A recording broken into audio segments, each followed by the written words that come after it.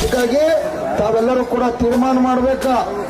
ಈ ರಾಜಕಾರಣಿಗಳದ ಈ ಕಾರ್ಖಾನೆ ಮಾಲೀಕರ ಹಣಿವಾರನ್ನ ನೀವು ಬರೆಯವ್ರದ್ರಿ. ಬರೇ ಗುರ್ಲಾಪುರ ಕ್ರಾಸ್ ಅಲ್ಲ, ನಾ ಹೇಳಿನಲ್ಲ, ಸಾವಿರ ವಿದ್ಯಾರ್ಥಿಗಳು ಯುವಕರ ಬೆಂಬಲ ಕೊಡಕತ್ತಾರ.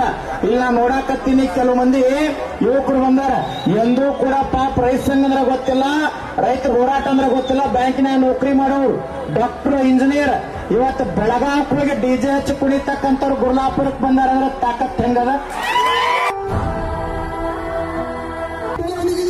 ಕಾರ್ಖಾನೆ ಮಾಲೀಕರಿಗೆ ಕರ್ನಾಟಕ ರಾಜ್ಯ ರೈತ ಸಂಘಕ್ಕೆ, ರೈತ ತಾಯಂದಿರಿಗೆ, ರೈತ ಮಕ್ಕಳಿಗೆ ನಾಳೆ ಬೆಳಗ್ಗೆ 1 ಲಕ್ಷ ಜನರು ಸೇರ್ತಾರೆ. ಇದೇ ರೀತಿ ಮುಂದುವರೆದ 1 ಲಕ್ಷ, 2 ಲಕ್ಷ, 5 ಲಕ್ಷ ಹೋಗ್ತದ. ನಿಮ್ಮ ರಾಜಕೀಯ ಅಂತ್ಯ ಆಗ್ತಕ್ಕಂಥ ಕಾಲ ಬರ್ತದೆ. ಎಚ್ಚರ.